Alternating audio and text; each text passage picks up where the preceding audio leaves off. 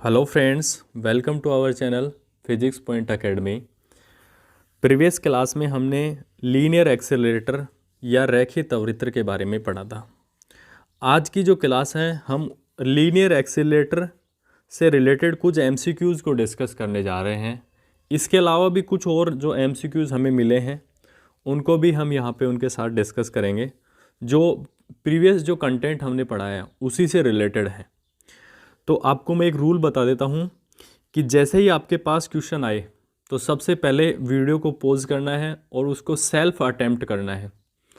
उसके बाद में ही आपको यहाँ पे सॉल्यूशन जो कराया जाएगा उसको आपको देखना है। इससे क्या होगा कि आपका कॉन्फिडेंस आएगा कि हाँ, मैं क्वेश्चन को कर सकता हूँ और क्वेश्चन आसान है। तो बिना टाइम वेस्ट किए आज का जो पहला जो क्वेश्चन है वो आपकी स्क्रीन पे है कि the two spherical nuclei have mass number 216 and 64 with their radii r1 and r2 respectively. The ratio r1 by r2 is, मतलब ये कह रहा है कि दो स्पेरिकल न्यूक्लियाई है, मतलब गोलीय नाभिक हैं, जिनकी द्रव्यमान संख्या 216 और 64 है और जिनकी जो त्रिज्याएं हैं वो r1 और r2 है। तो आपको क्या कैलकुलेट करना है, r1 by r2 का जो रेशियो है वो आपको कैलकुलेट करना है। तो एक बार आप स्वयं अटेम्प्ट कीजिए और वीडियो को पॉज कीजिए 2 मिनट के लिए। उसके बाद में हम आप यहाँ से डिस्कस करेंगे। तो उम्मीद करता हूँ आपने किया होगा ईमानदारी से। तो पहला ही जो क्वेश्चन है वो हम यहाँ पे डिस्कस करने जा रहे हैं।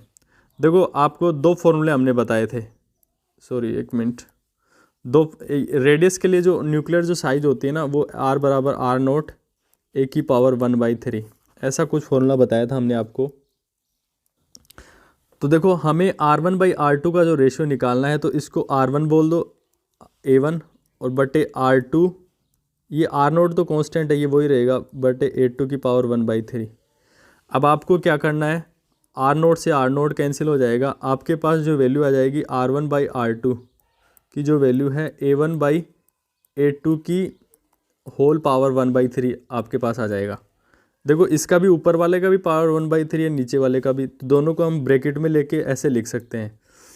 तो देखो r1 by r2, ऊपर वाला जो है ना a1 की जो वैल्यू है क्वेश्चन में देखो 216 बटे 64। अब देखो बाई सॉरी 1/3। अब देखो r1 बाई जो r2 है, ये देखो, ये किसका क्यूब रूट मतलब किसका क्यूब होता है, ये 6 का क्यूब होता है और 64 का जो क्यूब रूट हो जाएगा वो क्या हो जाएगा, 4 हो जाएगा। तो इसकी जो वैल्यू, हाँ, इसकी क्यूब रूट हमने निकाल लिया, तो इसको 6 2 से डिवाइड करेंगे तो 3/2। तो r1 जो r2 की जो वैल्यू है, रेशियो है, वो क्या हो गया 3/2। तो आपका जो ऑप्शन बी है वो क्या है, करेक्ट आंसर है। तो ऑप्शन बी क्या हो जाएगा, करेक्ट हो जाएगा। नेक्स्ट जो क्वेश्चन है, एक बार ऊपर हमारे कुछ छूट गए थे उसको कर लेते हैं। हाँ, नेक्स्ट क्वेश्चन ये है कि which of the following pair is not a mirror nuclei, मतलब इनमें से कौन सा नाभिकों का जो युग्म है जो मिरर न्यूक्लियाई नहीं है। तो एक बार आप मिरर न्यूक्लियाई का आपको हमने कॉन्सेप्ट पढ़ाया, आप एक बार इसको पॉज करके कीजिए। हम हमेशा आपको नहीं कहेंगे, आप जैसे ही क्वेश्चन देखें आप उसको पॉज करना है और हम वही जो प्रोसेस है उसको रिपीट करना है। तो हम यहाँ पे डिस्कस कर रहे हैं कि देखो, इनमें से निम्न में से कौन सा युग्म दर्पण नाभिक नहीं है, दर्पण नाभिक नहीं है। तो देखो, हमने जब दर्पण नाभिक के बारे में आपको बताया था तो हमने बताया था जैसे 2 नाभिक है, मान लो x और y, तो ये दर्पण नाभिक कब होंगे, जब इसके प्रोटॉनों की जो संख्या है ना इस नाभिक के न्यूट्रॉनों की संख्या के बराबर हो जाए। इस नाभिक के प्रोटॉनों की संख्या इस नाभिक के न्यूट्रॉनों की संख्या के बराबर हो जाए और इस नाभिक के जो न्यूट्रॉन जो है ना इस नाभिक के प्रोटॉनों की संख्या के बराबर हो जाए। या मैथमेटिकली ऐसे समझो, देखो जैसे 2 नाभिक हैं आपके पास, एक x नाभिक है, एक y नाभिक है। तो ये जो x और y नाभिक जो हैं आपस में मिरर न्यूक्लियाई कब होंगे, जब इसके जो प्रोटोनों की संख्या है इसको ZX से डिनोट कर देते हैं और इसके न्यूट्रॉनों की संख्या के बराबर होने चाहिए, मतलब NY। और दूसरा केस क्या हो सकता है, इसका जो प्रोटोनों की जो संख्या है, इसके जो प्रोटोनों की संख्या NX है, वो इसके न्यूट्रॉनों की संख्या ZY, सॉरी इसके प्रोटोन, देखो इसके तो प्रोटोन और इसके न्यूट्रॉन, इसके प्रोटोन इसके न्यूट्रॉन। फिर दूसरा केस क्या होगा, इसके न्यूट्रॉन और इसके प्रोटोन, उल्टा। तो NX ZY के बराबर होना चाहिए और ZX NY के बराबर होना चाहिए। अगर ऐसी कंडीशन सेटिस्फाई होती है तो वे जो नाभिक होंगे वो क्या होंगे, मिरर न्यूक्लियाई होंगे। उम्मीद करता हूँ समझ में आया होगा। अब हम चेक करते हैं। देखो यहाँ पे हम डायरेक्ट C ऑप्शन लेते हैं, आपको एक एक लेके चेक करना है। हम देखो यहाँ पे C ऑप्शन उठाते हैं एक बार, तो देखो हमें नहीं है, यही पूछ रहा है, आपको सारे ऑप्शन से चेक करना है, हमारे भरोसे नहीं रहना है। तो C ऑप्शन से हम चेक करते हैं, तो कार्बन C612 और N713। अब इसमें देखो प्रोटोनों की संख्या कितनी होगी, यहाँ पे जो नीचे ये बॉटम में लिखा था ये प्रोटोन ही तो है, तो Z बराबर 6 और द्रव्यमान संख्या 12 है, तो इसमें 6 प्रोटोन और 6 न्यूट्रॉन है, तो न्यूट्रॉनों की संख्या कितनी हो जाएगी, 6। इसमें देखो प्रोटोनों की जो संख्या है वो कितनी होगी, 7, और न्यूट्रॉनों की जो संख्या है वो कितनी हो गई, 6। अब देखो पहले नाभिक में प्रोटोनों की संख्या दूसरे नाभिक के न्यूट्रॉनों की संख्या के बराबर होनी चाहिए, बिल्कुल सही है। और दूसरे नाभिक के जो प्रोटोनों की जो संख्या है वो पहले नाभिक के न्यूट्रॉनों की संख्या के बराबर होनी चाहिए। ये जो कंडीशन है यहाँ पे सेटिस्फाई नहीं हो रही है, तो ये जो पेयर है ये क्या है, मिरर न्यूक्लियाई नहीं है। ये जो पेयर है यही मिरर न्यूक्लियाई नहीं है, बाकी सारे आप चेक करोगे आपको मिरर न्यूक्लियाई मिलेंगे। क्वेश्चन नंबर 2 डिस्कस कर रहे हैं। फिर से आपको क्या करना है, हम एक बार थोड़ा साइज में छोटा करके आपको पूरा क्वेश्चन दिखाने की कोशिश करते हैं। देखो यहाँ पे देखो ये थोड़ा 1/√n, देखो एक बार आप ये हैं, देखो 1/√n लगभग समान होगी, ये चौथा ऑप्शन है। तो देखो ये आपसे क्वेश्चन पूछ रहा है, आपको भी एक बार वीडियो को पॉज करके अपना ऑप्शन आपको सोचना है, और यहाँ पे हम डिस्कस कर रहे हैं इसको। यदि अपवाह नलिका रेखीय त्वरित्र में, लीनियर एक्सीलरेटर में 5 मेगा इलेक्ट्रॉन वोल्ट से अधिक ऊर्जा के इलेक्ट्रॉन को क्या करना है, त्वरित करना हो, तो प्रथम कुछ नलिकाओं की लंबाई जो होगी Ln जो होगी वो किसके समानुपाती होगी, किसके अनुरूप बढ़ेगी। तो देखा ऑप्शन दे रखा है, पहला जो है ऑप्शन √n के अनुरूप बढ़ेगी, दूसरा है n के अनुरूप बढ़ेगी, या तीसरा है ये n, जो तीसरा जो ऑप्शन है हम अपने हिसाब से जोड़ रहे हैं, ये समान रूप से बढ़ेगी। देखो यहाँ पे थोड़ा मिसप्रिंट है, समान रूप। चलो तीसरा जो ऑप्शन है ना हम आपको दे देते हैं, n² के अनुरूप बढ़ेगी, और चौथा जो है 1/√n के अनुरूप बढ़ेगी। तो 4 ऑप्शन में से आपको सोचना है कौन सा है। तो सही जो ऑप्शन है वो क्या है, देखो √n के अनुरूप बढ़ेगी। हमने बताया था Ln जो प्रोपोर्शनल होता है √n के, प्रीवियस क्लास का, अगर आपको याद हो।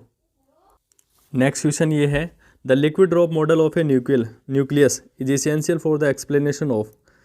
जो लिक्विड ड्रॉप जो मॉडल है वो nucleus of A nucleus is essential for the explanation of, मतलब किस चीज़ के एक्सप्लेनेशन के लिए एसेंशियल है, मतलब किस चीज़ को लिक्विड ड्रॉप जो मॉडल है वो किस चीज़ को एक्सप्लेन करता है। तो अभी हम जब सेकेंड यूनिट जब डिस्कस करेंगे तब इसका आपको सही से मतलब इसको एक्सप्लेन, वहाँ पे हम थ्योरी पढ़ाएंगे पूरी।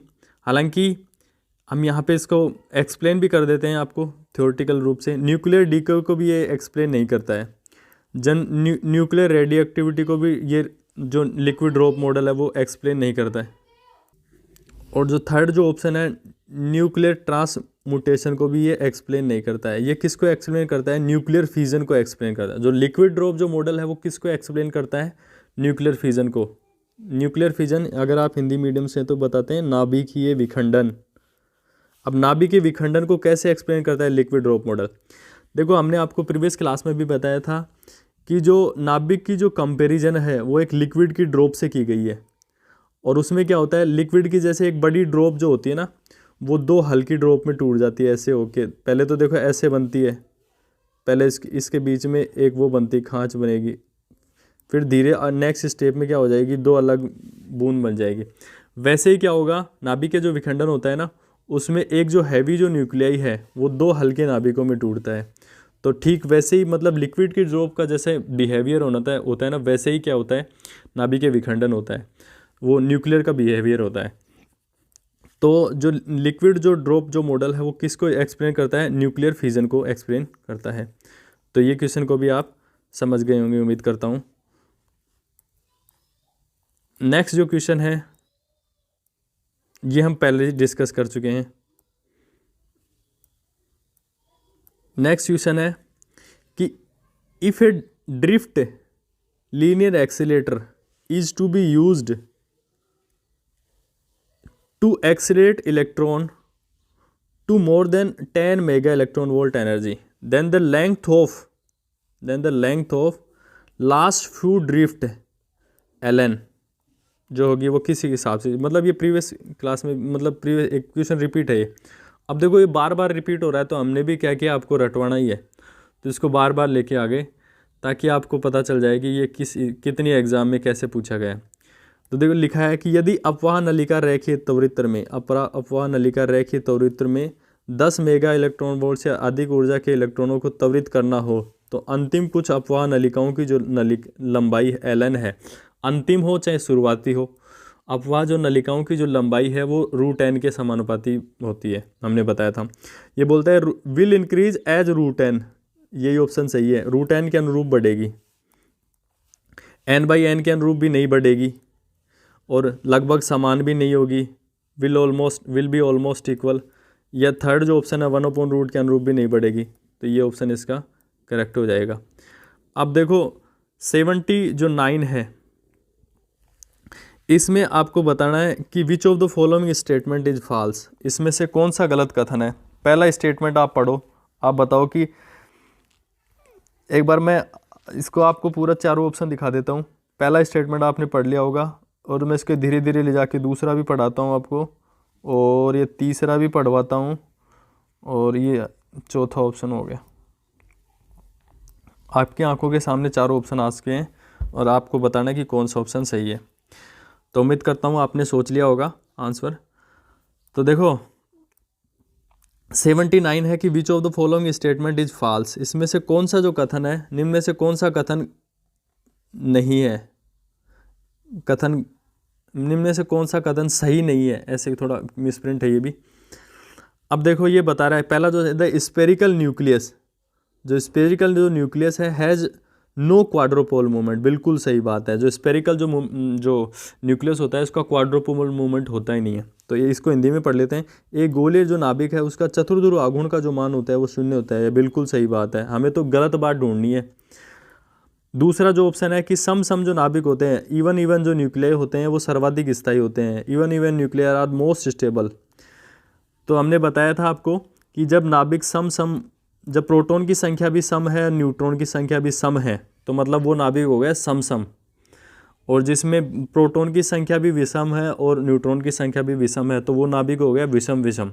तो इवन न्यूक्लियर और जो इवन जो न्यूक्लियर होते हैं जिनमें प्रोटॉन की संख्या भी सम है, न्यूट्रॉन की संख्या भी सम है, तो वे जो नाभिक होते हैं वो क्या होते हैं, हाईली स्टेबल होते हैं, सर्वाधिक स्थायी होते हैं। ऐसा हमने आपको प्रीवियस क्लास में बताया था, जब हमने बाइंडिंग एनर्जी जो कर्व खींचा था उसमें हमने आपको कंक्लूजन बताया था। और दूसरी चीज़ हमने बताई थी कि जब विषम जो नाभिक होंगे, विषम जिसमें प्रोटॉन की संख्या भी विषम और न्यूट्रॉन की संख्या भी विषम होगी, तो वे जो नाभिक होंगे वो सर्वाधिक अस्थायी होंगे। और इसका एक जो कंडीशन ऐसी थी, सम विषम या विषम सम, तो ऐसे जो नाभिक होंगे वो क्या होंगे, मध्यवर्ती स्थायी होंगे। तो ये जो कथन है ये भी बिल्कुल सही बात कह रहा है। तीसरा है the binding energy per nucleon means more stability, बिल्कुल सही बात है कि हमने बताया कि आप कोई भी न्यूक्लियर है अगर उसकी बाइंडिंग एनर्जी पर न्यूक्लियन ज़्यादा है तो वो ज़्यादा स्थायी, तो उसके लिए हमने मोस्ट स्टेबल बताया था Fe56 सर्वाधिक स्थायी नाभिक है जितने भी जो न्यूक्लियाई हैं उनमें। तो जिसकी बाइंडिंग एनर्जी पर न्यूक्लियन जो है वो सबसे ज़्यादा होगी वो क्या होगा, सबसे ज़्यादा स्टेबल होगा। ये बात भी बिल्कुल सही है। और चौथा जो है ये कहता है कि the quadrupole movement of A nucleus does not depend upon symmetry of charges. वाह वाह, ये क्या बात कह दी इसने, कि बोलता है कि जो क्वाड्रोपोल जो मूवमेंट है वो चार्ज की सिमेट्री पर डिपेंड नहीं करता। ये बिल्कुल गलत बात है और यही हमारा सही ऑप्शन है। मतलब चार्ज की सिमेट्री, हमने जैसे आपको क्वाड्रोपोल जो मूवमेंट पढ़ाया था उसी में हमने बताया था कि जो नाभिक में क्वाड्रोपोल मूवमेंट क्यों पाया जाता है, क्योंकि उसमें जो आवेश का जो वितरण है वो असममित है, एसिमेट्रिक चार्ज डिस्ट्रीब्यूशन, इस कारण से उसमें क्या पाया जाता है, क्वाड्रोपोल मूवमेंट पाया जाता है। ये कह रहा है कि जो क्वाड्रोपोल जो मूवमेंट है वो चार्ज के डिस्ट्रीब्यूशन पे डिपेंड ही नहीं करता, तो यही बात गलत है, यही ऑप्शन आपको गलत कथन ही आपको चुनना था, तो ये ऑप्शन क्या हो जाएगा, सही हो जाएगा। अब देखो ये क्वेश्चन क्या कहता है कि in case of drift linear tube accelerator, मतलब लीनियर एक्सीलेटर की बात करता है कि चार्ज पार्टिकल एक्सपीरियंस इम्पल्स, मतलब जो चार्ज पार्टिकल है वो आवेग कहाँ अनुभव करता है। द संवहन नलिका रेखीय त्वरित्र में आवेशित जो कण है आवेग अनुभव करता है। तो आपके पास चार ऑप्शन है।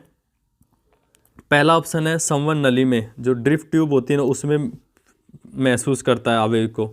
ऑप्शन बी है at the exist of the drift tube, मतलब संवहन नली के बाह्य मुख पे, जैसे उससे बाहर निकल जाता है ना उसके बाद फील करता है। या क्या कह रहा है कि in between two drift tube, दो ड्रिफ्ट ट्यूब के बीच में महसूस करता है। या चौथा जो ऑप्शन है at the middle inside the tube, जो ट्यूब है ना उसके मिडल में फील करता है। आपको ये बताना है। तो उम्मीद करता हूँ कि आपने अपने ऑप्शन सोच लिए होंगे, तो हम एक्सप्लेन कर रहे हैं। अब देखो जैसे दो ड्रिफ्ट नलिकाएं हैं, इसमें कोई धनायन गति कर रहा है, ये तो क्या होती है, नेगेटिव होती है, ये पॉजिटिव होती है अर्ध आवर्तकाल के लिए, T/2 समय के लिए। जो आपने रेडियो आवर्ती फ्रीक्वेंसी का जो करंट आप इसको दे रहे हो, तो उसमें आधे आवर्तकाल के लिए क्या होता है, ये नेगेटिव होता है, ये पॉजिटिव होता है। जैसे इसके अंदर कोई धनायन आप मूव कर रहा है, तो जैसे ही धनायन जो है ना यहाँ पे आ जाएगा आधे आवर्तकाल में, इसको क्या कर, इसका टारगेट क्या रहता है कि इसको आधे आवर्तकाल में इस नलिका को पार करना होता है। अगर ये आधे आवर्तकाल में नलिका को पार नहीं कर पा रहा है तो ये हमारा एक्सीलेटर काम ही नहीं करेगा। तो आधे आवर्तकाल में जो है ये जो एक्सीलेटर जो है ना यहाँ पे आ जाना चाहिए। जब दोनों नलिकाओं के बीच में आ जाएगा उसी टाइम पे इनकी टर्मिनलिटी जो है वो चेंज हो जाएगी, ये तो प्लस हो जाएगा, ये माइनस हो जाएगा। कब हो जाएगा, जब ये जो आयन्स है ना, ये जो आयन है ये इन दोनों नलिकाओं के मिड में आ जाएगा। जैसे ही मिड में आ गया ये प्लस आएगा और ये भी धनावेशित है, तो ये जो प्लस है इसको रिपेल करेगा, तो एक फोर्स तो ये लगेगा, और ये नेगेटिव है ये अट्रैक्ट करेगा, एक फोर्स ये लगेगा। तो यहाँ पे दो जो नलिकाएं हैं उनके मिड में आके जो आयन है वो क्या होगा, एक्सीलरेट होगा, जिससे इसकी क्या होगी, काइनेटिक एनर्जी इंक्रीज हो जाएगी, मतलब इसका इम्पल्स इंक्रीज होगा, आवेग यहाँ पे महसूस करेगा। तो दो नलिकाओं के बीच में, तो आपका जो कौन सा ऑप्शन सही हो जाएगा वही आपको यहाँ पे देखना है। सॉरी, तो ये जो सी ऑप्शन है in between two drift tube, ये जो आपसे ऑप्शन है ये बिल्कुल सही हो जाएगा। अब देखो ये दे रखा है कि हिंदी में देख लो, आप एक बार इंग्लिश में पढ़ना चाहो तो इंग्लिश में पढ़ लो। देखो नाभिक 1327 को कूलाम अन्योन क्रिया E0 है, नाभिक जो है 2864 के लिए इसका मान क्या होगा लगभग। देखो कूलाम जो एनर्जी होती है ना, EC बराबर होता है -AC कूलाम कांस्टेंट Z -1 बटे A⁻⁴ कूलाम एनर्जी टर्म्स ये है। तो आपको क्या करना है, जैसे पहला जो नाभिक है ना उसका 27 है, परमाणु क्रमांक 13 है ना, और द्रव्यमान संख्या 27 है, तो इसको E0 बोला है, तो -AC और इसकी 13 है परमाणु क्रमांक, तो 13 और इंटू 12 बटे A⁻⁴ 27 है, तो की वर्गमूल क्या हो जाएगा, 3 हो जाएगा। इसको इक्वेशन 1 दो, और ये जो नेक्स्ट है ना इसको इक्वेशन 1 दे दो, E0 इसको E1 दे दो, है ना। उसके लिए भी -AC, और उसका देखो द्रव्यमान संख्या परमाणु क्रमांक कितना है, 28 इंटू 27 बटे A⁻⁴ कितना देखो 64 है, 64 का देखो वर्गमूल जो है क्यूब रूट है वो क्या उतना हो जाएगा, 4 हो जाएगा। अब आपको क्या करना है, आपको क्या करना है, E1/E0 की भाग दोगे तो आपके पास जो लगभग जो वैल्यू है 3.6 आ जाएगी। तो E1 जो है ना लगभग क्या हो गया 3.6 इंटू E0 या 3.5, आप खुद कैलकुलेशन करोगे तो आपका पास जो ऑप्शन है ना ये E0 है, सॉरी F0 नहीं है, F0 का तो यहाँ पे काम ही नहीं है, तो ये ऑप्शन सही हो जाएगा। अब फिर से वही रिपीट हुआ है क्वेश्चन, रेखीय त्वरित में आयन द्वारा तय की गई जो दूरी है वो √n के क्या होगी, समानुपाती होगी। और रेखीय त्वरित में जो आयन का जो वेग है वो किसके समानुपाती होता है।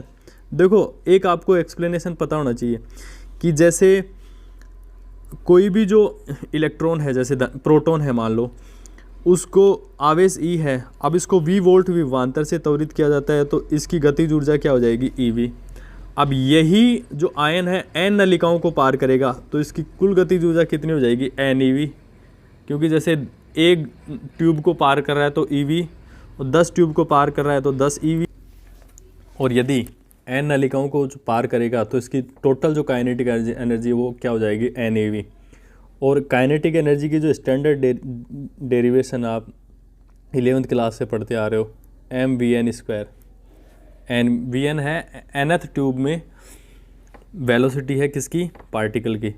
तो देखो इसी को सोल्व करेंगे ना तो देखो यहाँ से निकल जाएगा vn² बराबर क्या हो जाएगा 2NeV/m, और vn बराबर करेंगे तो रूट में आ जाएगा।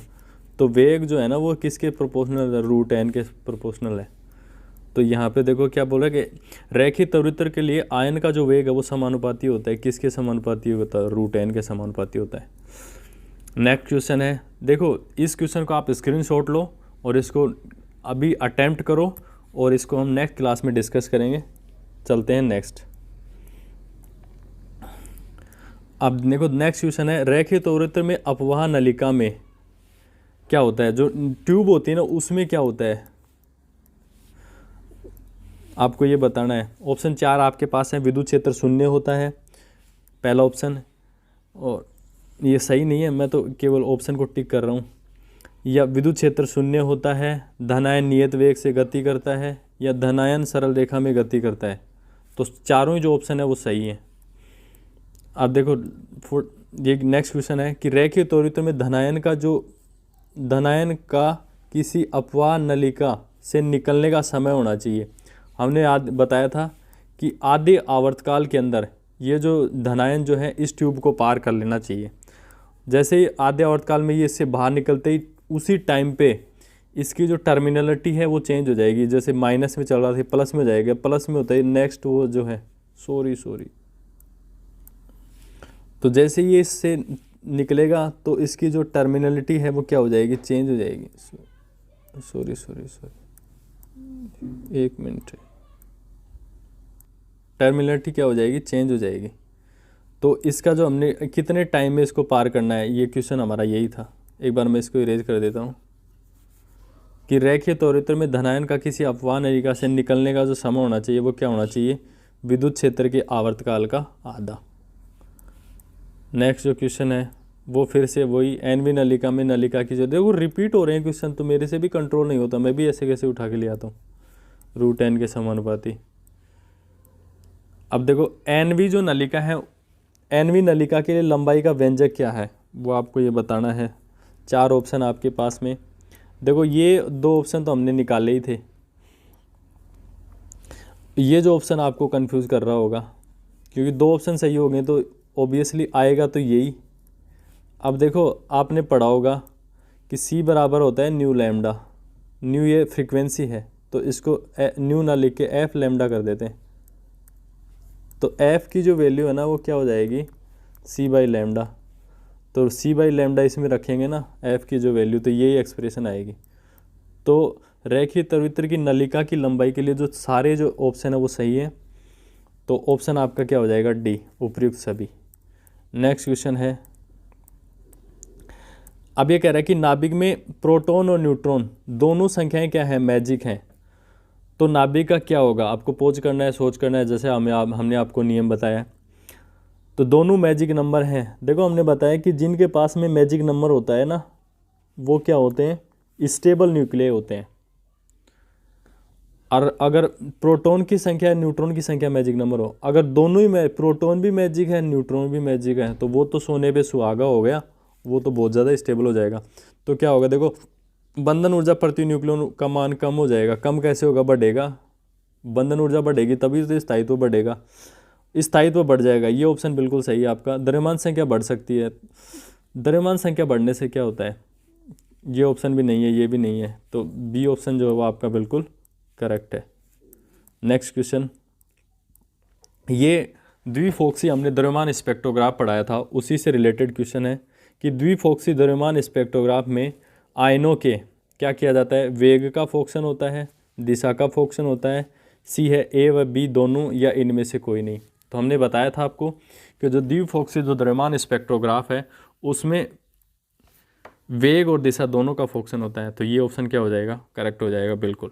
द्रव्यमान स्पेक्ट्रोग्राम में फिल्टर का क्या कार्य है, फिल्टर क्या करता है, देखो हमने फिल्टर में चाहे संवेग फिल्टर हो, ऊर्जा फिल्टर हो, चाहे वेग फिल्टर हो, फिल्टर कैसे भी हो उनका क्या है, संवेग फिल्टर से जो आयन आएंगे उनका सभी का संवेग समान होगा, ऊर्जा फिल्टर से जो आयन आएंगे उनकी सभी के क्या ऊर्जा समान होगी, और वेग फिल्टर से जो आएंगे सभी का वेग क्या होगा, समान होगा। तो उपयुक्त जो सभी है यहाँ पे सही है। संवेग के समान संवेग के आयनों का पृथक्करण समान ऊर्जा के आयनों का समान वेग के आयनों का क्या करते हैं, पृथक्करण करते हैं। तो डी ऑप्शन जो है सब सही है। द्रव्यमान स्पेक्ट्रोग्राफ द्वारा किया जाता है, क्या किया जाता है, हम न्यूक्लियर फिजिक्स पढ़ रहे हैं तो नाभिक का द्रव्यमान ही मापेंगे, परमाणु का द्रव्यमान, कोई एटॉमिक फिजिक्स थोड़ी नहीं पढ़ रहे हैं, इलेक्ट्रॉन का द्रव्यमान थोड़ी ना निकालेंगे, तो नाभिक का द्रव्यमान क्या करेंगे, मेजर करेंगे। नेक्स्ट क्वेश्चन है कि न्यूट्रॉनों की संख्या n तथा प्रोटॉनों की संख्या z में परिवर्तन के कारण जो बंधन ऊर्जा होती है वो कौन सी होती है। देखो एक एक जो ऑप्शन है उसको हम डिस्कस करते हैं।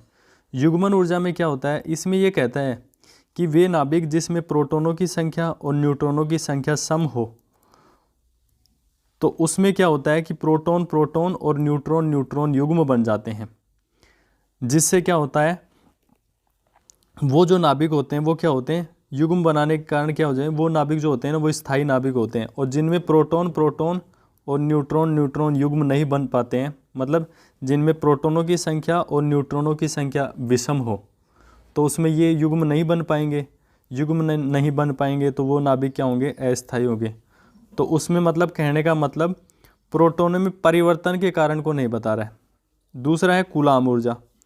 कूलाम ऊर्जा में देखो क्या होता है, कूलाम ऊर्जा में ऐसा होता है कि जैसे कोई भी नाभिक जो है, जैसे जैसे नाभिक का आकार बढ़ता जाता है ना, उसमें क्या होती है, प्रोटॉनों की संख्या बढ़ती जाती है।